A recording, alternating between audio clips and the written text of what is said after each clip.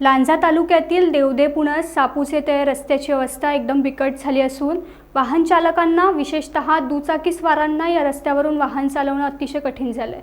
त्यामुळे या रस्त्याची तात्काळ डागडुजी करण्यात यावी अशी मागणी वाहन चालकांकडून करण्यात येते। तालुक्यातील देवदे पुणस सापुसे तळे हा रस्ता वाहतुकीच्या दृष्टीने अतिशय महत्त्वाचा मानला जातो। हा रस्ता सागरी मार्गाला जोडणारा मुख्य रस्ता असल्याने तो अंतर्गत राज्यमार्ग या दर्जात येतो। त्यामुळे या रस्त्यावरून ये-जा करणाऱ्या वाहनांची संख्या अधिक आहे। सध्या या रस्त्याची अवस्था अत्यंत बिकट झाली आहे। मोठमोठे खड्डे वेळीच भरले गेले नाहीत तर भविष्यात या ठिकाणी मोठा अपघात होण्याची शक्यता नाकारता येत नाही।